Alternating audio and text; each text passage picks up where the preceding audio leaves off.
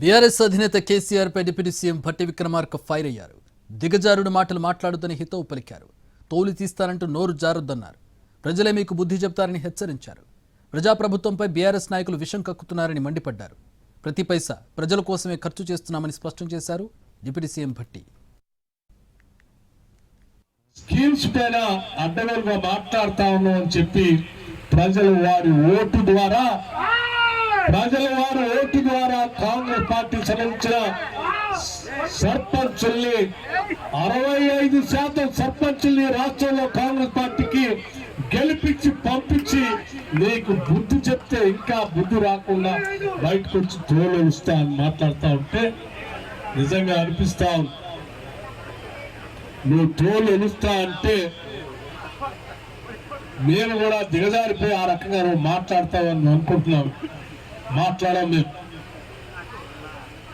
నువ్వు అడ్డగోలుగా మాట్లాడినటువంటి మాటలకి ప్రజా సంక్షేమం కోసం ఈ రాష్ట్ర అభివృద్ధి కోసం మా చేతల ద్వారా ప్రజల అభివృద్ధి చేసి ప్రజల చేతనే నీకు బుద్ధి చెప్పిస్తావు తప్ప నువ్వు ఎంత రెచ్చగొట్టినా మేము నీలాగా దిగజారిపోయి భాషను మాత్రం కేసీఆర్ శాసనసభకు వచ్చి మాట్లాడలేరన్నారు డిప్యూటీ సీఎం భట్టి. కేసీఆర్ తోలు వలుస్తారంటే చూస్తూ ఊరుకోవడానికి ఇక్కడ ఎవరూ ఖాళీగా లేరని కౌంటర్ ఇచ్చారు.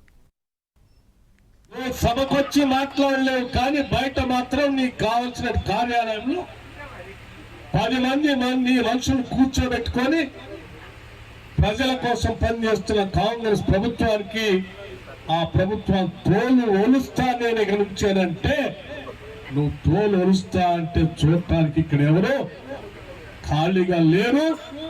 అంత చేతగాని పరిస్థితుల్లో కాంగ్రెస్ ప్రభుత్వం కానీ నాయకత్వం కానీ లేదని 10 ఏళ్ల బీఆర్ఎస్ పాలనను గుర్తించే జనం కేసీఆర్ ఇంట్లో కూర్చోబెట్టారన్నారు డిప్యూటీ సీఎం భట్టి. తాము ప్రతిపక్షంలో ఉన్నప్పుడు కూడా ప్రజా సమస్యలపై గళమెత్తామని గుర్తు చేశారు. కేసీఆర్ కనీసం ప్రధాన ప్రతిపక్ష నాయకుడిగా కూడా వ్యవహరించడం లేదని మండిపడ్డారు భట్టి. ప్రజల పక్షాన ప్రజల అవసరం కోసం శాసనసభలో గళమెత్తి ప్రభుత్వాన్ని నిలదీశాను.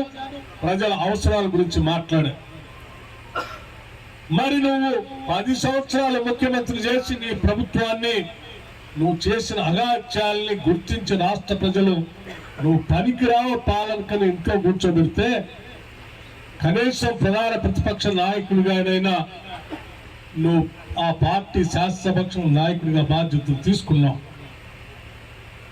తీసుకునే 2 సంవత్సరాల్లో ఏ ఒక్క రోజైనా శాసనసభకు వచ్చి ప్రజల పక్షాన నిలబడి మాట్లాడేవా అంటే ఒక్కరోజు కూడా మాట్లాడలేదు. ఎందుకంత భయం నీకు? శాసనసభ రావటానికే భయపడేటువంటి నీకు అసలు ప్రధాన ప్రతిపక్ష నాయకుడు హోదా అవసరమా అని కూడా నేను అడగదు. కేసీఆర్ తోలు వలిచే ఉద్యోగం ఎప్పుడు తీసుకున్నారంటూ ఎద్దేవా చేశారు డిప్యూటీ సీఎం భట్టి.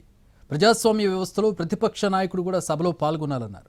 ప్రజా సమస్యలపై మాట్లాడాలని సూచించారు భట్టి. నేను అనుకున్నాను నేను బయటకు వచ్చి ప్రజల మధ్యలో వెళ్తాను, నేను ప్రెస్ ద్వారా ప్రజల్ని ఉద్దేశించి మాట్లాడతానంటే సరే ఈ 2 సంవత్సరాలు కాంగ్రెస్ ప్రభుత్వం చేసినటువంటి సంక్షేమ కార్యక్రమాలు వాటిని దృష్టిలో పెట్టుకొని ప్రజలు ఆస్వాదించిన వాటిని వారు కూడా అంగీకరించి ఇంకా బాగా చేస్తా ఉన్నారు, చేయండి అని చెప్తాడేమని అనుకున్నా. బయటకు వచ్చి ఇక వచ్చారు బయటికి తోలు తీయటం పని అంటున్నాడు. తోలు తీస్తాడంటే ఏం తోలు తీస్తాడు? ఎవరు తోలు వలుస్తావు? నువ్వు తోలు వలిసే ఉద్యోగం నువ్వెప్పుడు తీసుకున్నావు? అది కాదు కదా నీ పని. రాష్ట్రంలో ప్రతిపక్ష నాయకుడిగా శాసనసభలో